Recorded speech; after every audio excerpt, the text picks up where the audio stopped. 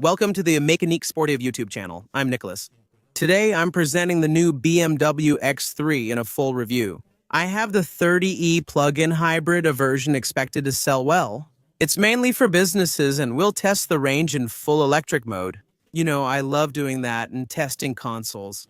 At the same time, we'll talk about the model in general, go over all the engines a bit, the technical specifications, and show you the interior, the exterior, all that. Friends, I usually show you new vehicles, but I'll start featuring more used cars and special segments. Sometimes you buy vehicles that aren't brand new, but are recent models from dealerships. All reviews are on the channel.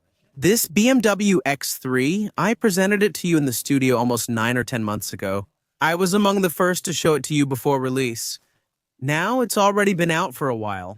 3.5 million were sold before this fourth generation of the X3. The price starts at 63,900 euros and can exceed 100,000 euros. For these vehicles, there are still a lot of different engines.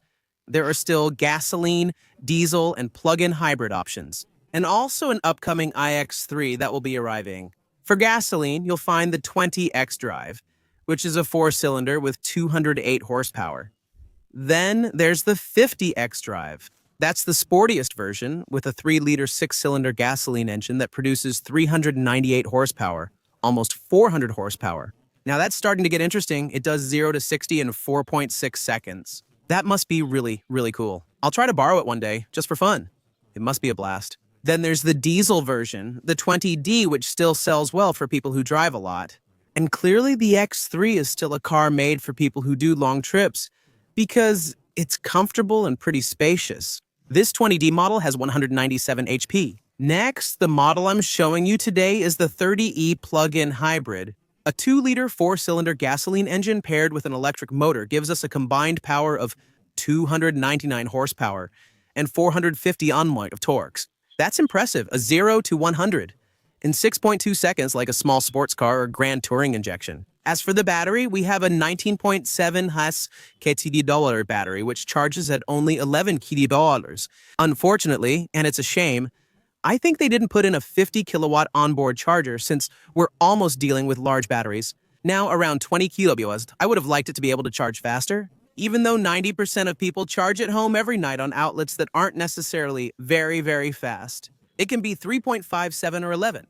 BMW states that with a home charging station, range is 80 kilometers in mixed use, and 90 kilometer worldwide harmonized light vehicles test procedure. I'm going to do a test today. I'll tell you right now that I'm going to do more. What do you think? How much? I'm going to do more anyway. And I'm pretty surprised because usually we're always a little below what a brand claims.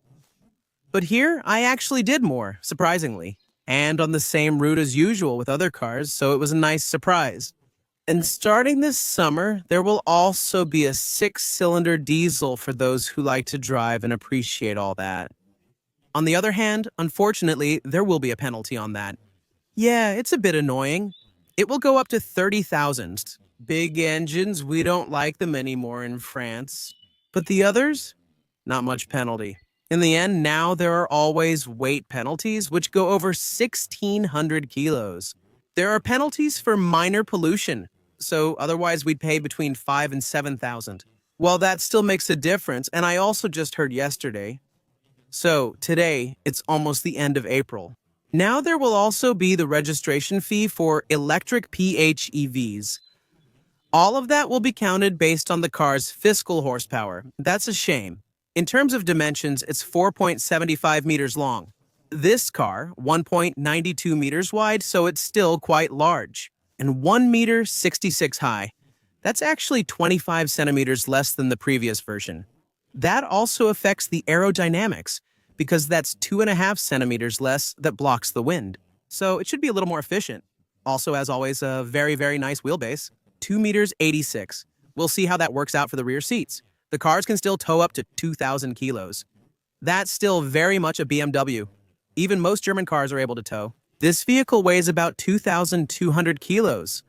A little less with me inside, so let's say about 2,100 kilos. The trunk holds 460 liters in these PHEVs and 570 liters in other versions. Turning diameter is 12.2 meters with ground clearance around 20 centimeters. Here, 50 liters of gasoline in this PHEV version, The others will have 60 liters of gasoline. We'll see how it performs in terms of fuel consumption, both when there's no battery left and also with a full battery. There will be two trims, the base, so X3 and the M Sport trim. Today I have the M Sport trim with the M Sport Pro. Honestly, today's model is extremely well equipped. 94,000 euros for the one I'm showing you. The 30e plug-in hybrid versions start at around 72,000 euros still. In short, it's been restyled. The entire exterior and the interior have also been redesigned. Let me take you for another look. But you already saw it in the studio. I presented it in detail. I made a 40-minute video where I explained everything to you, so let's take a quick look around. And what will interest you, especially today, will be the fuel consumption and also the road test. Let's see how it goes. There will be up to 17 different colors for this car. There will be 7 different interiors. You know, at BMW, we still have quite a lot of choices when it comes to seats, fabrics, textiles, leather, in short, interior finishes, and 10 different wheel styles, ranging from 18 inches to 21 inches. Today we have 19-inch wheels. Not having larger wheels keeps a bit more comfort, which provides slightly better cushioning since we're relying on the tire's elasticity. I repeat this to you every time. By the way, don't hesitate to subscribe to the channel. That way, you'll know everything about the cars coming out in France, or at least almost everything in Europe. Often it's about current events and we're doing well. Looking at the front, it stands out. It's a bit smaller now, 1 meter 66 tall and still 1 meter 92 wide. But this hood here, you see it's set up high. It's impressive. And that's really imposing. Plus, now that we have the iconic glow around it, we have 2 huge grills. So on top of that, they're solid. They don't let air in. It's just for style. Let me know what you think. The BMW logo is centered and engraved just like on the M models. I think it's cool and adds a wow factor to a hood. It's rare here and very flat. Actually quite understated. You could even use it as a picnic table and have drinks with your friends here. And honestly, it's really flat. I'm sure you could fit quite a lot of things here. The lines are pretty simple, and let's say we've made it look a bit aggressive but also kind of friendly, with lines that are different. Not sure if you get my point. New light signature. So now we have these 2 commas here, one on each side. Here I have the automatic matrix, LED lights, etc., etc. Of course, HBMW is still a German brand. You can have a lot of options and really equip your car the way you want. You can have the lights. So here on the side, they've toned things down a bit. They just put a small air curtain there for aerodynamics. As I mentioned, everything is solid here. There's a large sensor for driving aids. A camera here, also in the mirrors and at the back, since we have a 360-degree camera pack. And then this here, which makes a sort of mustache above these. I would say it looks a bit like 2 big beaver teeth. Here. Mini does it too, and all the new M's also have that. What do you think? That there? I'm a bit mixed about it. The more I see it, the more I get used to it. But I think it looks very square, and it's weird to have something separate in the middle. Well, I like symmetrical things, so feel free to give me your opinion. We have these little grills here that open and close, depending on whether we need them or not to cool the engine. Also the battery pack and anything else if needed. That's it. Simple. Under the hood, you can choose either a 4 or 6 cylinder engine. On the side then, 4 meters 75. Big baby. You'll need a good parking spot. Here's the fuel cap. 50 liters for FIEVs, 65 liters for diesels and other gasoline engines. On the other side, here where we have the M badge, you'll find the charging port to recharge this 19.7 kilowatt battery with which you'll be in for a surprise. That's coming soon in the test drive. 2 meters 86, the wheelbase. The rims range from 18 to 21 inches between the 2 wheels. The big M brakes with 4 pistons remain. We need at least that to stop it. This thing weighs over 2 tons. On the side, no more chrome. We have black and a tinted rear window. Still the little crease here off Meister. The black roof rails match everything around the windows. We have a large panoramic glass roof that's very, very nice inside. Here you can see this line comes down slightly like this. We'll also look at the headroom when I'm sitting inside. The flush door handles. That's new, the camera's here. Basically, it's simple. At the bottom, there's no plastic side skirt, no plastic wheel arch. You can see they've still tried to make it look wider with some subtle lines. But there you go. They're aiming for a slightly more premium feel. Everything on this car is painted with no visible plastic. My little three-quarter rear view, as usual, where you can see the shapes a bit and a bit of the hips here, but you can see it's very smooth. They didn't want to make it too muscular. There you go. I think they managed to combine curves and some taut lines that mix together pretty well. It looks like a little piece of modern art. I don't know if you can see the shapes a bit. That's what it reminds me of.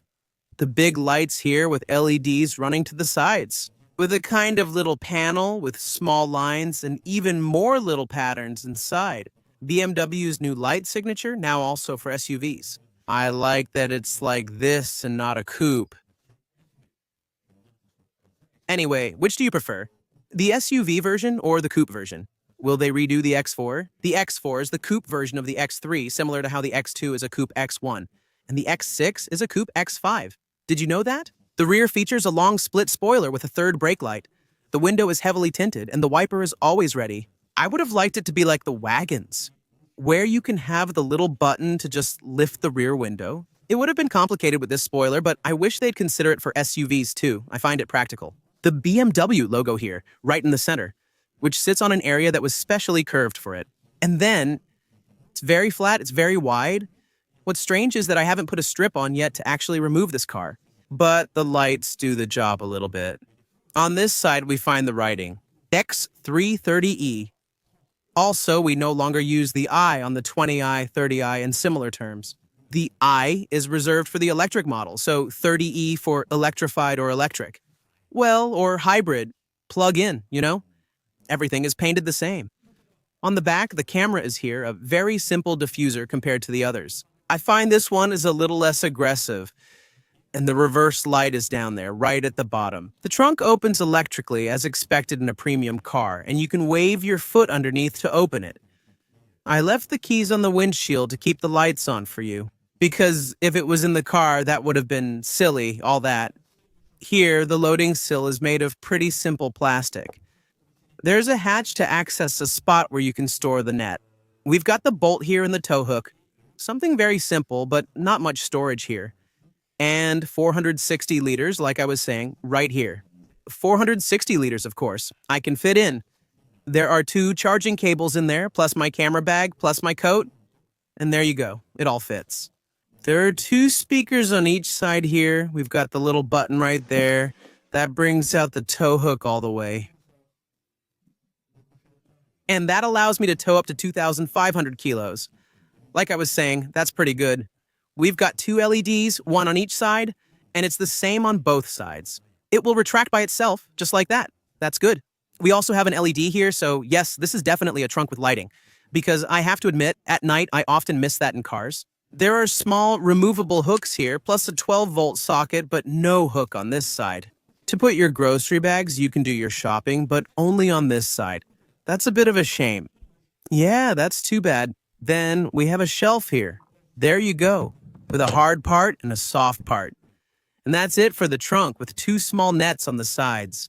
You can store a few small things, and to remove it, just pull it out, and it stores like this. Don't forget to close it however you want. That also affects the nice features. Anyway, let's check out the back seats. So, for the back seats, I open the handle here. I slide my hand into the door. Here, when I get in, it's pretty dark. At the top, it looks like it's hard plastic, but actually, not at all. It's a little soft material. We still have the curtains for the kids or the sun in the back, and the windows are already tinted. But that can be a plus if you want to rest on long trips. Then, here, everything is padded. Here, we have this part, the fabric, the speaker with the Harman Kardon sound system, which allows you to have, if I'm not mistaken, Harman.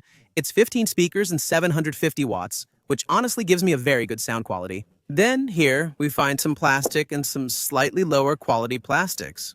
And honestly, I love BMW and everything, but 94,000 euros? That bothers me a little bit.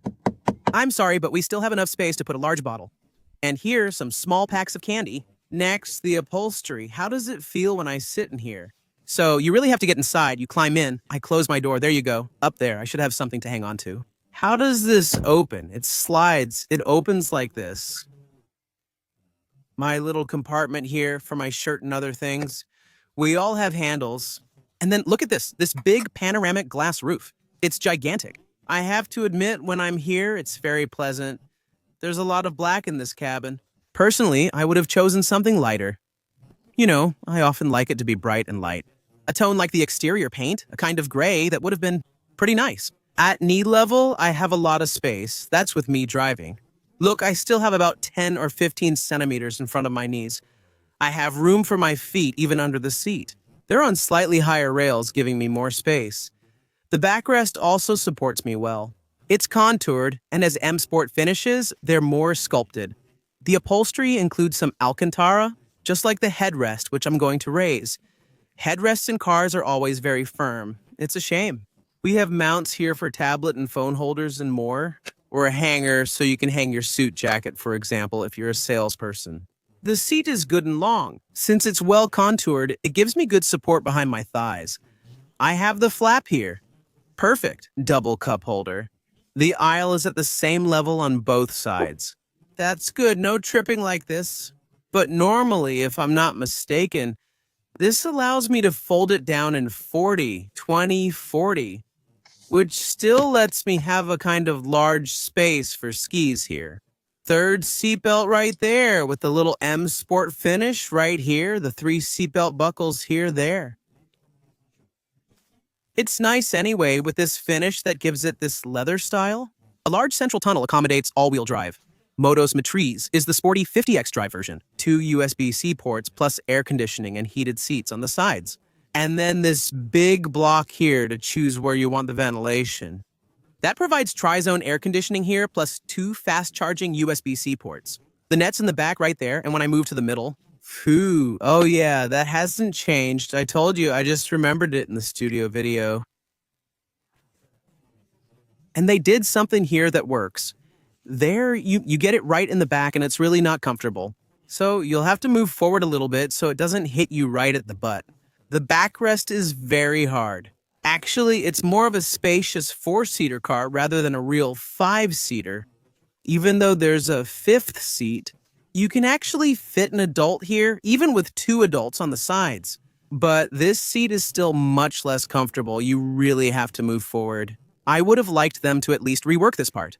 Because if they had made it like the front part, it would have been perfect. Because the front part is pretty comfortable. And that's quite rare in a car. There are little sensitive LEDs up there. There's a quarter window there. I also have microphones in the pillars so I can be heard when talking to it, or on the phone, or for voice commands like, hey, I'm cold, turn up the heat here. That's interesting. Anyway, check out the front. Let's take a little tour of the car like this so you can really get a sense of it.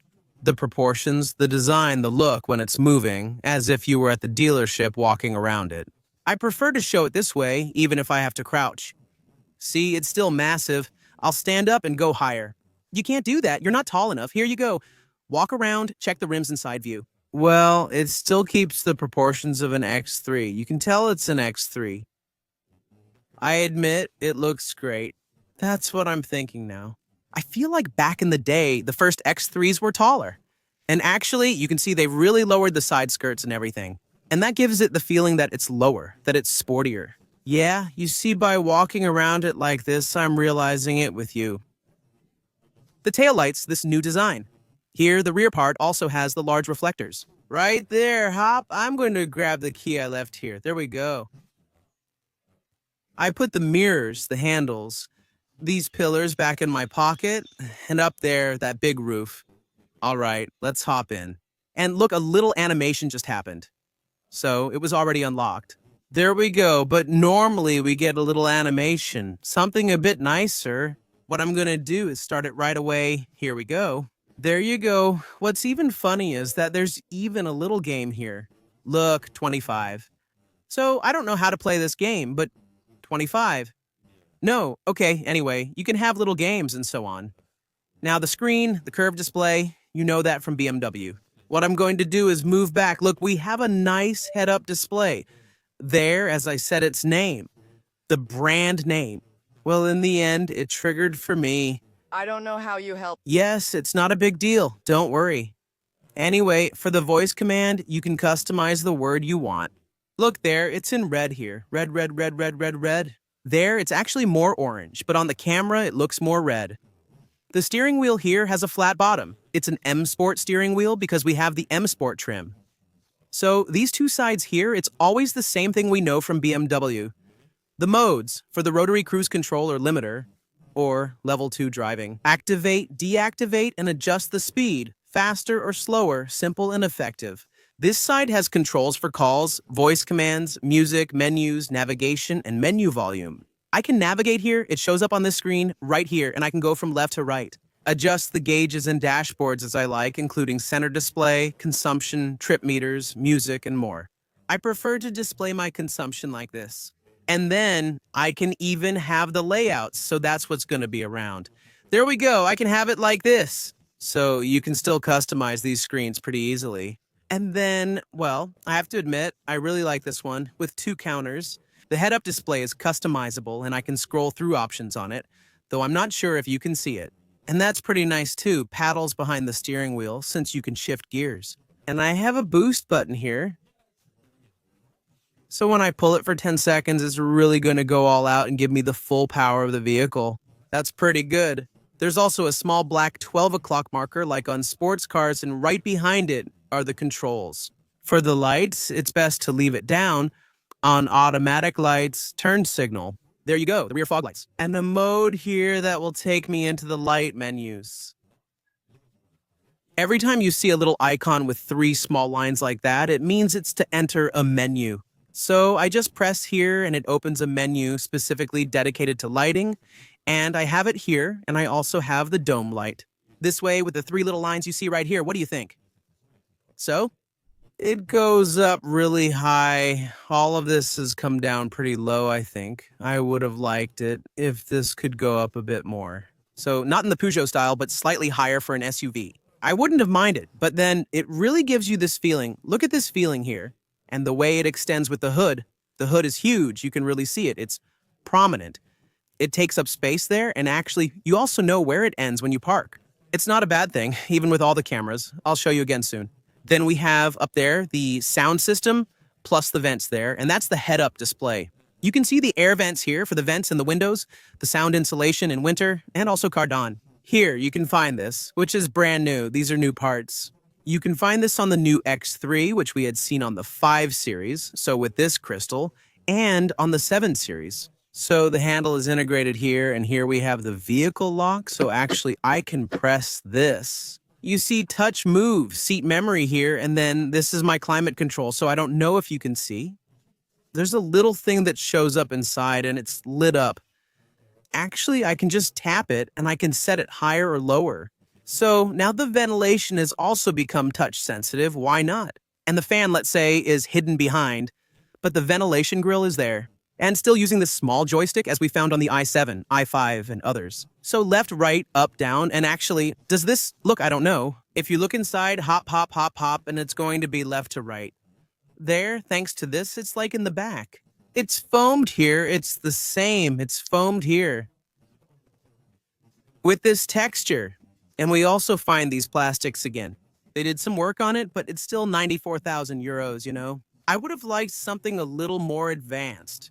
Its advantage is it doesn't scratch like lacquered surfaces, but then there's the gas cap. Here you open the window controls, the mirrors, fold the mirrors, and open the trunk remotely. The bottle? That's nice. The pedals look like this. They're illuminated. You can see there's red light, a big footrest, and 2 pedals. Always with the pivot at the bottom, typical of BMW. And that's pretty good. The steering wheel is adjustable in height and depth. What else do we have on this side? We have automatic wipers, but only on this side. That's it for the screen. I've already made videos for you about this. I've done full reports on BMW screens. And, you know, everything normally. Stop! Every time I say the brand, there's the voice command. But just to give you a little reminder, here are the apps. We scroll, and there's always a home button. Wireless CarPlay, wireless Android Auto. You can see the consumption right here, the music, the little shortcuts, the climate shortcuts. Basically, everything is here. And then it's the same in the center. So here, this is for adjusting. So it's ventilation power, more or less, and the hazard button, which is here and makes the whole cabin flash. Well, I have to admit, it's really nice, and you might not realize it, but in person, it actually flashes quite a lot, and it's pretty nice. Next, the air vents can also be adjusted using the small joystick. Next, here we have a charging extension, so 2 USB ports here, and also a wireless charger, double cup holders, just a little reminder. Here, with this small triangle centered and still this nice, we also find the little crystal touchpad, the main control, the volume here, navigation, multimedia phone, always the shortcuts for the modes, so we always have a little shortcut. My mode here, personalized sport, efficient, expressive, relaxed, digital art, silent. You can select your preferred modes. For example, I can switch to personal mode and start the car here. I pull the gearbox toward me while pressing the brake to switch to drive.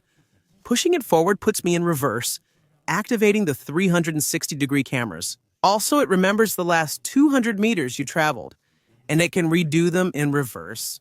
If you want the parking key, it's here. There you go. That's it. Just a little tap for parking. I'm putting it in parking position here. The auto hold, so I don't need to brake when I have to stop at a light. Car settings, including shortcuts for driving aids and speed limiter deactivation, are also here. The beep, you can also do it with the 7. If I hold down the 7, it deactivates things like hill descent assist, etc. Iconic song. Anyway, all that, you can also unlock the charging cable if, for example, you can't do it from the outside, you can do it from here when the car is charging if you want.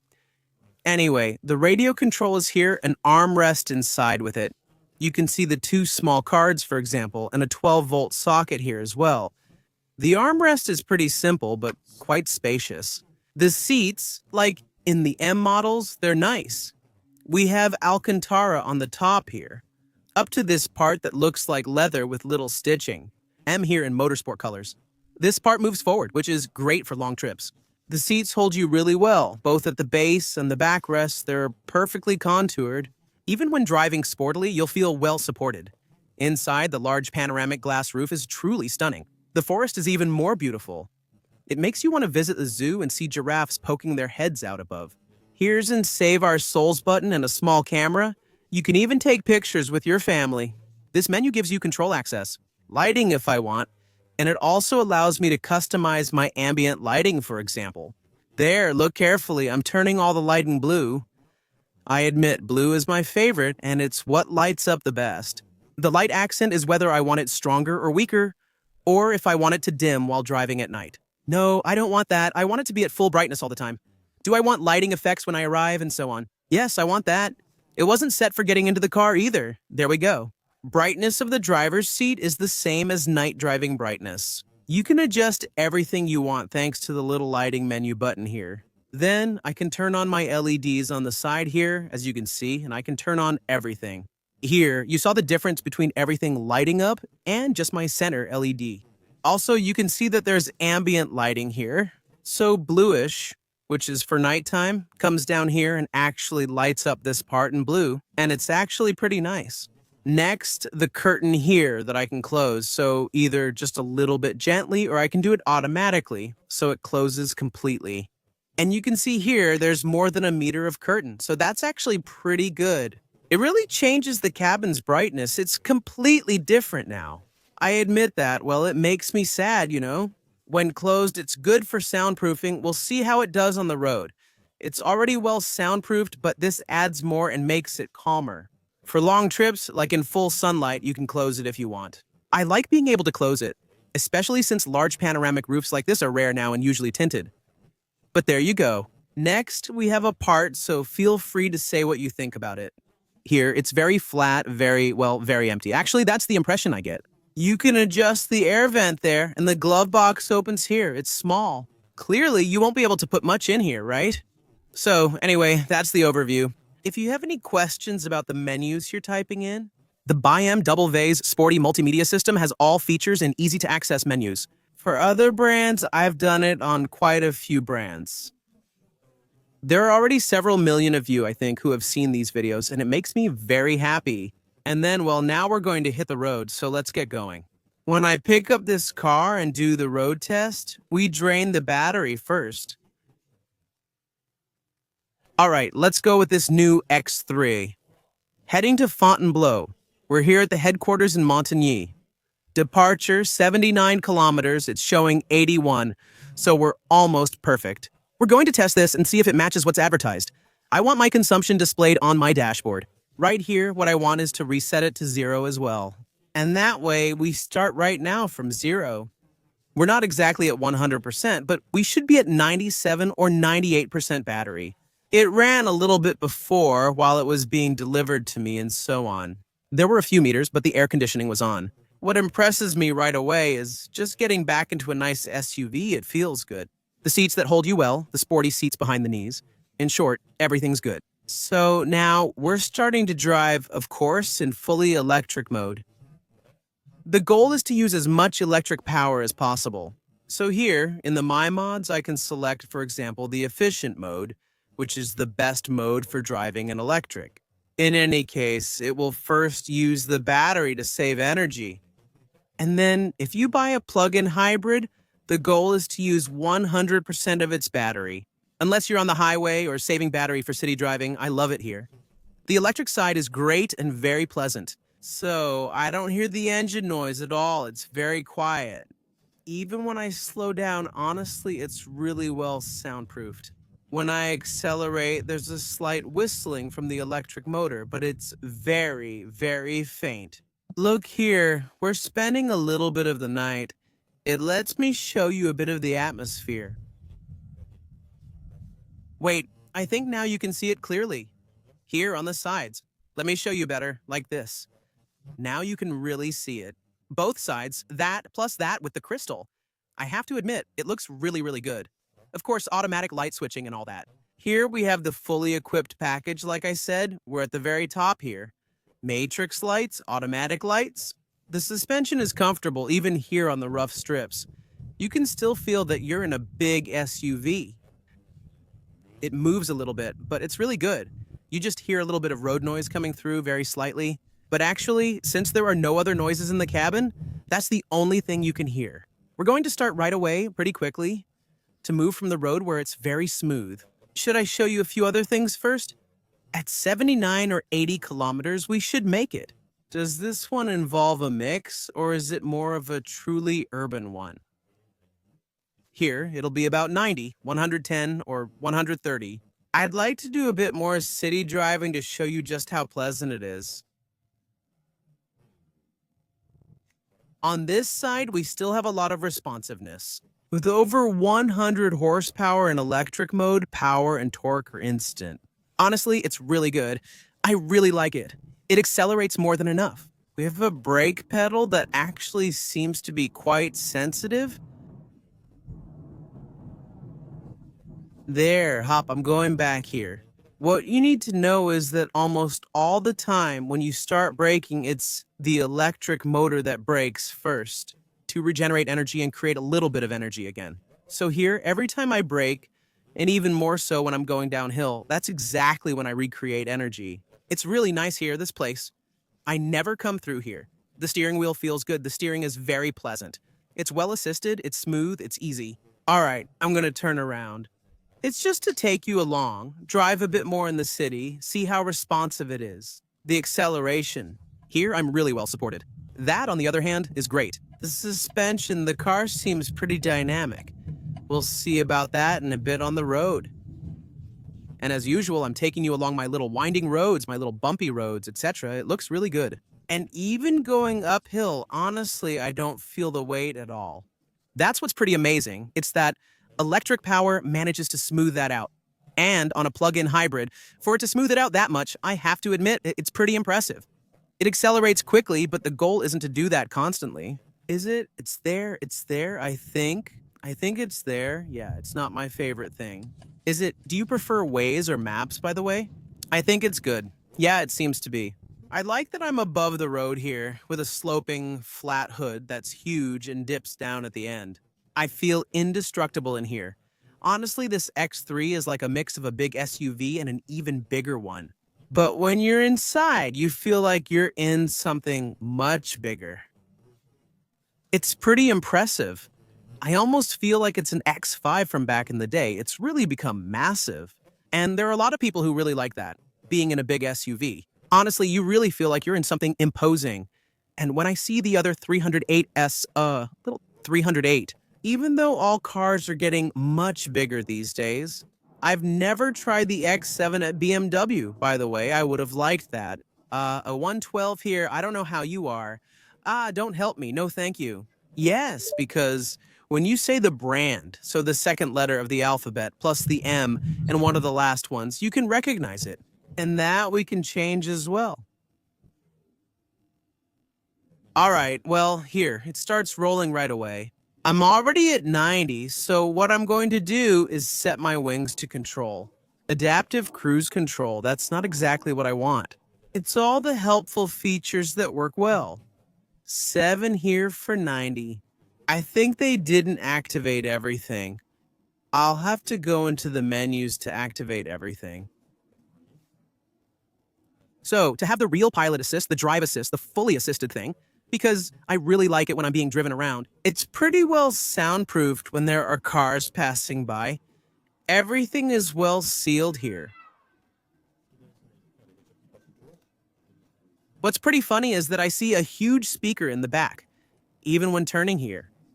To deactivate that, normally there's a shortcut with BMW. I hold down 7, and that deactivates the speed limit beep. Managing things like the 30 signs can be complicated. Here it's 90 or 110. Very pleasant with some road noise. The rest, it's well soundproofed from what's happening outside.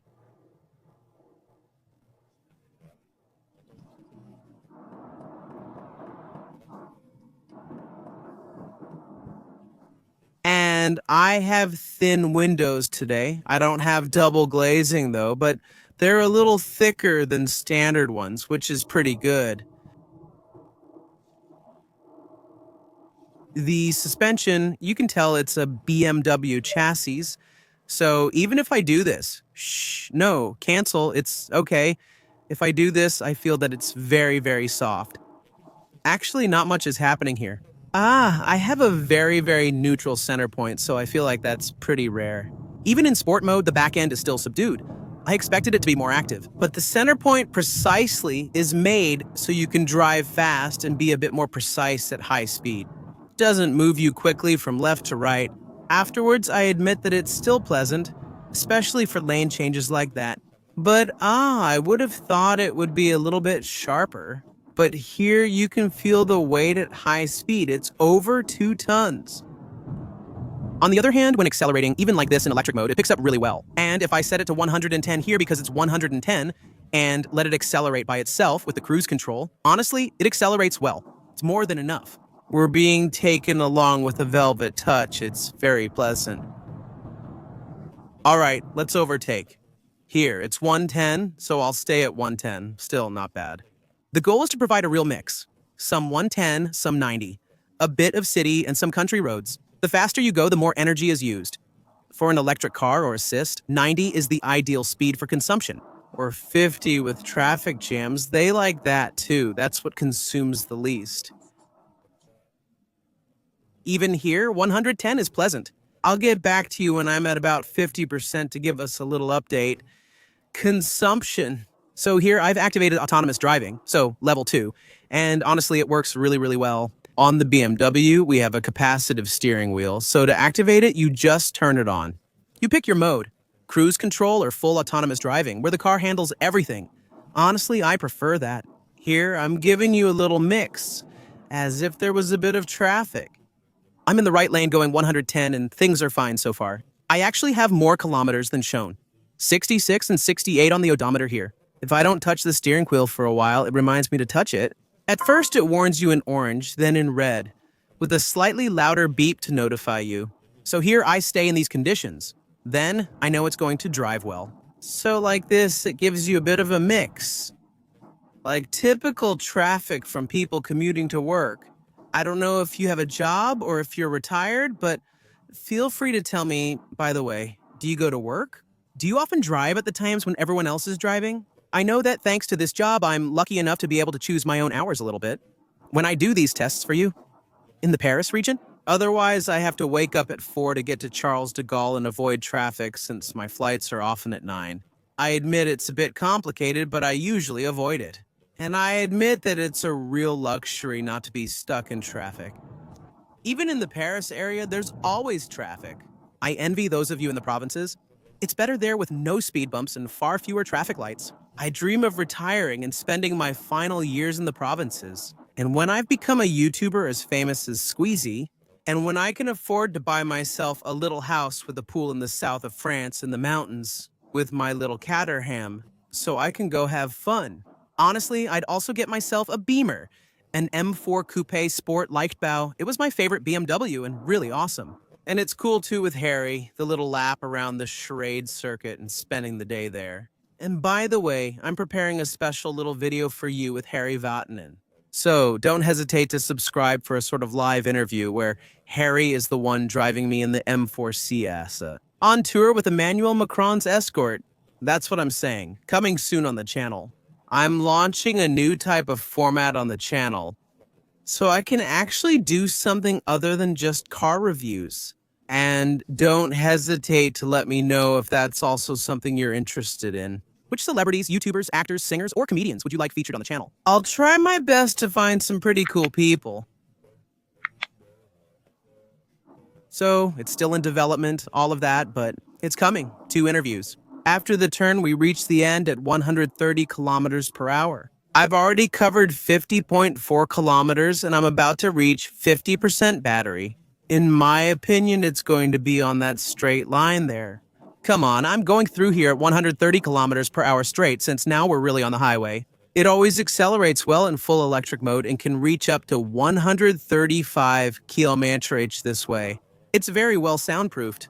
I feel like I don't need to speak loudly if I need to talk to someone next to me. The wind noise is very well controlled. Even with my huge glass window, I almost forgot it was there because it's so soundproof. Let's go. Come on, I'll let them pass here. Honestly, it's always very pleasant. I have lane change assist. I turn on the blinker and it changes lanes by itself if all the conditions are met. It's very pleasant. The road noise is well contained, wind noise is very light, but honestly, it's really great. But here, I can see that the consumption increases when driving electric, because at 130 kilometers per hour, electric cars use a lot more energy. Like most cars. Here, though, wind resistance is the main reason it uses more. For now, there you go. I just went a little bit over. With just under half a battery, I went about 55 kilometers. Knowing that it wasn't even really at 100%, it must have been between 95% and 100.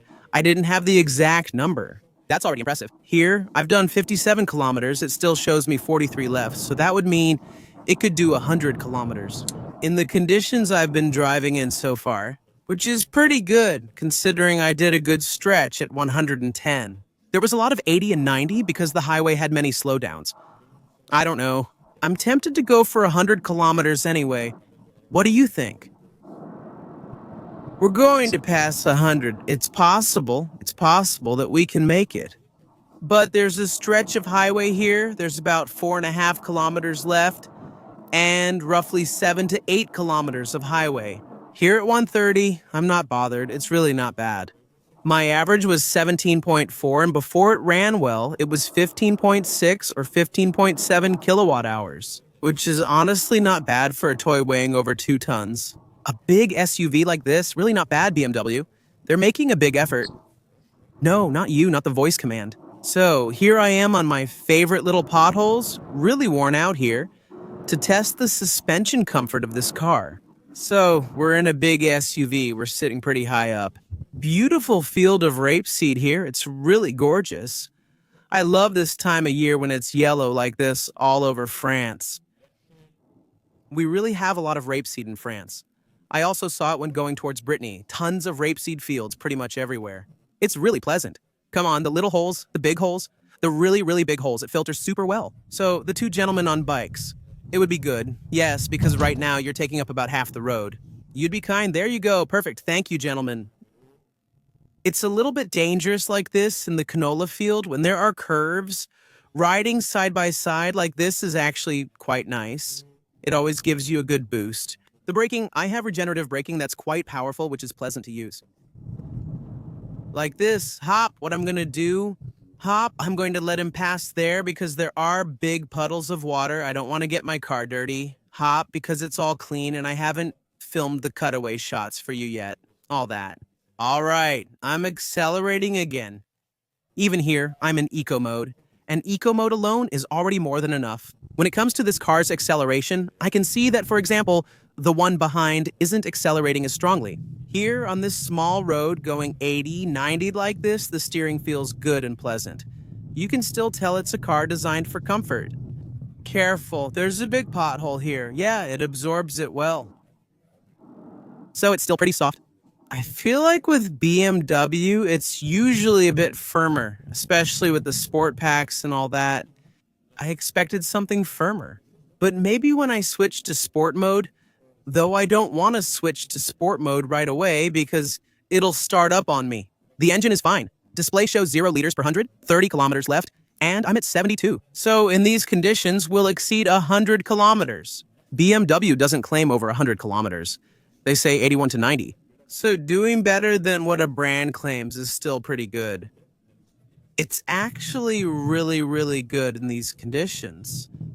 Now I'm eager to test it, and yet I'm not really taking it easy on it. And as you can see, we're not in optimal conditions. Where we're only driving in the city and all, where we're just on the ring road, at 50 kilometers per hour and just driving. It's great, honestly. Really, really good. So as usual, my little road, there's absolutely no one here. To test the 0 to 100 in full electric mode, I have the auto hold on. Are you ready? Here we go, like I was saying. It starts off pretty well. You shouldn't press all the way down, otherwise you'll take off. Gas engine, 70, 80, 90, 100 kilometers per hour. Honestly, that's more than enough in electric mode. It's more than most gas cars.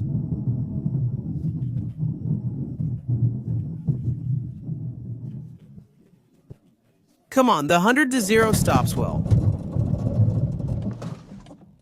Warning, here everything turns red and hazard lights activate until I move again. The seatbelt tightens during braking and even more when stopped.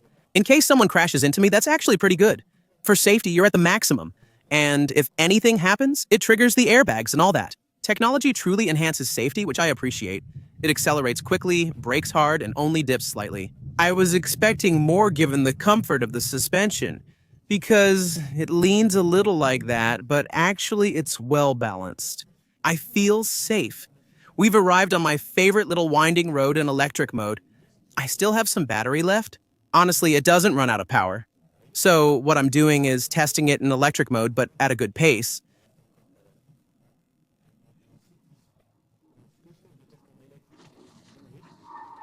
So, okay, you can feel that it's a little bit heavy.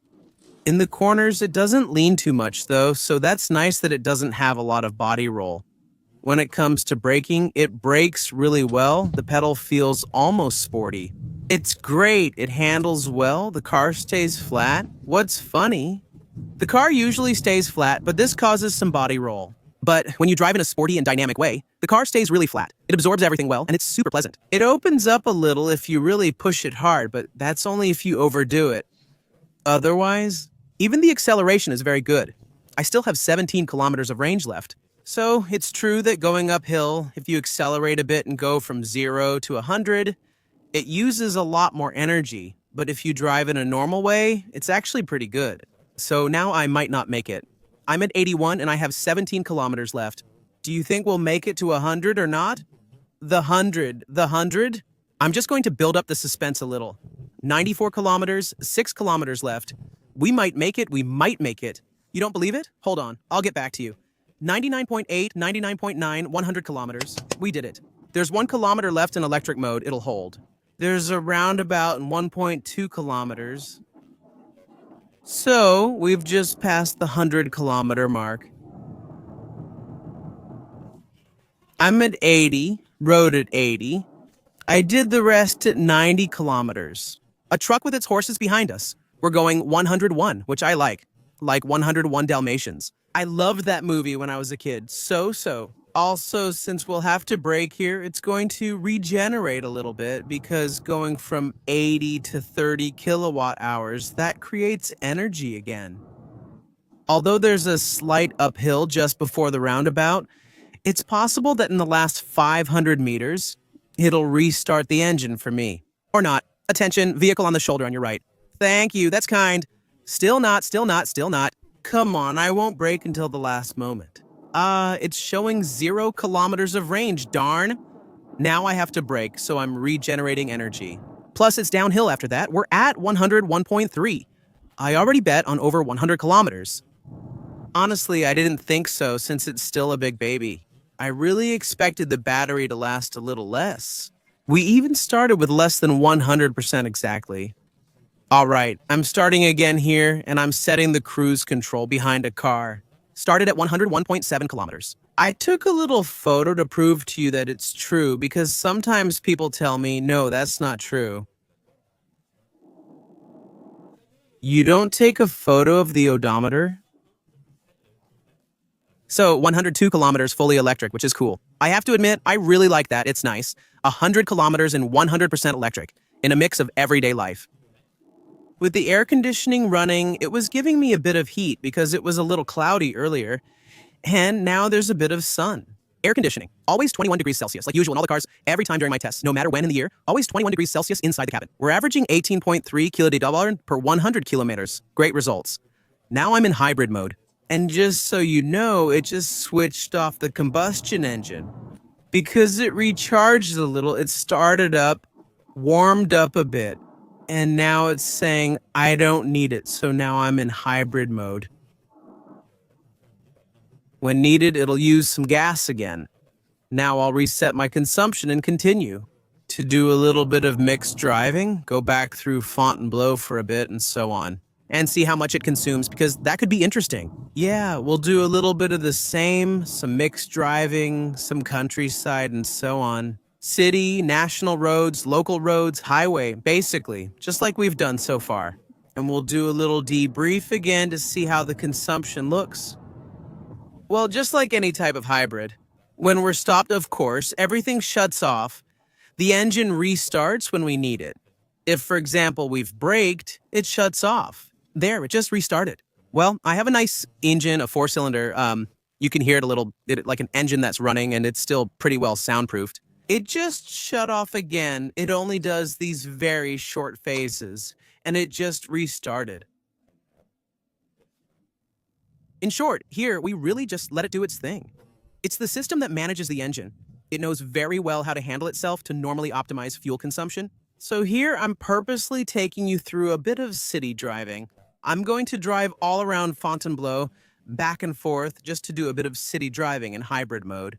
My goal is to show you various conditions, not just smooth, fuel-efficient driving at 80. It's to try to get as close as possible to real life every time in all my tests. Here, for example, the engine runs at low speed, very lightly, then shuts off. Dodane, Gros Dodane, comfortable, firm, and just restarted. So, I admit, it had a little phase. It revved up a bit high. I would have liked the ratio to be well balanced so that it would be very, very discreet. Okay, crosswalk, go ahead. There are a lot of people in Fontainebleau today. Wait, it's not even vacation or anything. As soon as the weather is a little nice in Fontainebleau, every time it's beautiful. I love it. There's an ice cream shop in a little street over there too, and it's so good. I've been coming here for years. Every time I really enjoy it. I'm mainly interested in the snacks, so I walk around. I won't keep you with me the whole time since it'll take a while. Who makes hour-long videos? If I put you on live the whole time, would we make videos? My tests are almost always at least 3 hours. That's long. Are you interested in such lengthy tests? Afterwards, I'm not sure there's network everywhere I go, but it could be interesting one day. Lives like that. I take you with me, Liv. We talk, we chat and everything. I take someone with me who reads the comments to me, and at the same time, I answer you. That could be interesting. Would you be interested in that? Don't hesitate to let me know. Quick acceleration test. 0 to 50 in under 5.1 seconds with a hybrid. Not flooring it, just halfway on the pedal and already at 50. It accelerates hard with a lot of torque. 450 Newton meters. The 300 horsepower. So here, I didn't use all 300 horsepower, clearly because I didn't push it all the way. But the engine was pretty discreet. You could feel it was well assisted. The electric part, exactly. The electric part, that's what's cool. It brings that extra torque, which means the engine doesn't need to rev very, very high. And that's pretty good. So at 70, cruising speed. Honestly, it's cool. What I'd really like is to change the mode. Switch to sport mode like this. Yeah, in sport mode if you want. That way I know what gear I'm in. So 6, I can shift to 7. I can even go to 8 normally. I put it there, press again, and activate my assists. At 70 kilometers per hour, I'm barely at 1,500 revolutions per minute. So it dropped a gear for me because it's the same. It's sport mode, but it's pretty subtle. In sport mode, you can feel that it becomes much more aggressive. Attention, vehicle on the shoulder on your route. The steering is much firmer, but the suspension feels about the same. On the other hand, in sport mode, it really wants to push the gears much higher. But in 8th gear, I'm at 1,600 revolutions per minute at 80. It's still pleasant. The sporty vibe. I love this screen, you'll see. Honestly, the contrast and everything look really great on these LED screens. With the reds, the red gradients, etc., honestly, it looks really, really good. It's pretty cool, thank you. And now, go all the way in. 90 there, 90, 90C. Bravo, bravo, like we've got pickup. Even at over 80 kilometers per hour, it's great. We're gonna switch back to the My mode, the efficient mode that I really like, the one that suits me well. And set the cruise control back to 90 so we can drive under normal conditions. Which not everyone does. The idiot with an X330E. So there's the M50, which, well, honestly, I'm really sad I missed the BMW test in Miramaz, where my colleagues got to try it on the track. Even with a BMW driver, I think it must have been pretty impressive. And I would have loved to do it. Unfortunately, I kind of got stood up by BYD, who had invited me to China and then canceled the trip a few days before. I'm a bit bummed. I've never been to China. I would have loved to go, but unfortunately, and on top of that, they never invited me again. Too bad. Anyway, 90. Now I'm going downhill. Battery regeneration shows 0 consumption. I'll get back to you. A little further, I went all around Fontainebleau, lengthwise, widthwise, and so on. For now, since I just did a big acceleration, it went up a little bit. But 8.7 liters on average for now, over 11.0 kilometers. All right, we're about to get onto a stretch of highway. So here's the on-ramp. Let me tell you, it's tight to get in. Subtitles ST501. It's going well. 130 kilometers per hour here. I'm shifting to 7th gear uphill at 130, and with 300 horsepower, it accelerates smoothly. Let me tell you, it doesn't cause any problem at all at any moment. We have torque and power, the perfect combination. Under 130 kilometers per hour, subtitles ST501. So when it comes to road noise and wind noise, it's just like before. The engine. So here I'm at a steady speed. Now it's leveling out again. That's good. I don't hear a combustion engine. Subtitles 501. Now I hear the engine. Steady. I don't hear it any more than before, actually, when there wasn't an engine running, you know?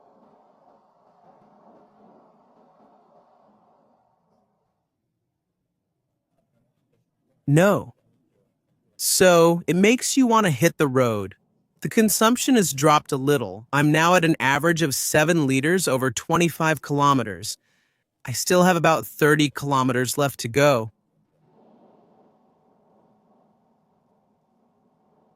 I'm going to keep wandering around a bit here and there. It's 2 o'clock now. I'm starting to get hungry. Maybe it's time for me to go eat as well. I'll see what I'm going to do. Even at 130, it's pretty nice. Right now, 130, it's showing me an instant consumption of around 7.8 liters. So now it's gone up a bit. I think it must be around that, close to reality. Roughly between 7.5 and 8 liters. All right, now I'm almost at 50 kilometers. I'm at 40.5. I have an average of 6.5 liters per 100 kilometers on a mix. And now I went back into the city for a bit. It switches back to hybrid a little. It's still just as comfortable, in short, a good car. I'll give you a little debrief a bit later. Normally, I'm going to drive a few more kilometers. Otherwise, you can follow on Instagram too. I post quite a lot, actually as a preview. The cars I get when I pick them up, it puts them first. Mainly YouTube, since Instagram focuses on live content while YouTube is for edited videos. So if you want to keep up with all that and know what's happening and what's coming up on YouTube, feel free to join me on Instagram.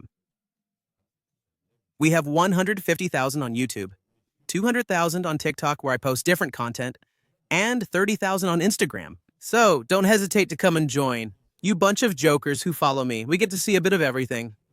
And it's always more fun. The more, the merrier, as they say. So, what about this X3 PHEV? The first pleasant surprise is the fully electric range. It's still pretty impressive to be able to go 100 kilometers, even a bit more than 100 kilometers in mixed conditions. Imagine if you're in the countryside or elsewhere, or even in the city. I think it could be very interesting. So honestly, enjoying 100 kilometers every day, not many people do that, right? Really interesting. And even on the weekend, honestly, I have to admit, for me, it's rare that I do more than 100 kilometers on the weekend, unless it's really to go away for the weekend or on vacation. But most of the time, I do my shopping, I go see friends, and so on. It's in the area nearby, so honestly, I think you can almost never start this combustion engine. With 300 horsepower in hybrid mode, we have more than enough power and plenty of torque. The electric motor is always present, even with no battery left or when it shows 0. There's always about 10% of the battery capacity left, which allows you to always have the 300 horsepower. Unless you're driving 250 on the Autobahn the entire time, you'll lose some of the electric advantage. It seems that at around 140 to 150 kilometers per hour, only the combustion engine provides power. Since we're not allowed to exceed 130 kilometers per hour in France, we shouldn't know the range at 200 kilometers per hour. But you can tell it's a German car made to drive fast that handles very well on the highway, that's pleasant, stable, quiet, and well soundproofed. The 100 kilometers, like I said, it's great. Honestly, unless you're going on vacation, having a charger at home or at the office and recharging nightly is enough. Clearly, I think we hardly use any gas at all during the year. So we might wonder if it's worth getting a hybrid version, whether it's rechargeable or not. It can be good if you sometimes have long trips, like traveling 200 to 250 kilometers. In that case, clearly we can say it's great, because we've seen that the fuel consumption is between 6.5 liters and 7 liters. About between 7 and 8 liters on the highway, depending on how you drive. Honestly, I really like this car. It's cool, it's pleasant, it has evolved. I might have a preference for the style of the old X3 in terms of looks. But I have to admit, its crystal finishes, lighting, and so on are interesting. I like the curved display because it looks modern. After that, it's a matter of taste. Feel free to tell me what you think. It's always pretty important, and I like interacting with you a bit. Don't hesitate to leave a comment. Do you have another version of this X3 or other cars that you want me to try? Will you put it in the comments for me? I read all the comments every time. I can't reply to everyone anymore, but in any case, I read them all. See you soon for another video. Please like and subscribe. Kisses. Ciao.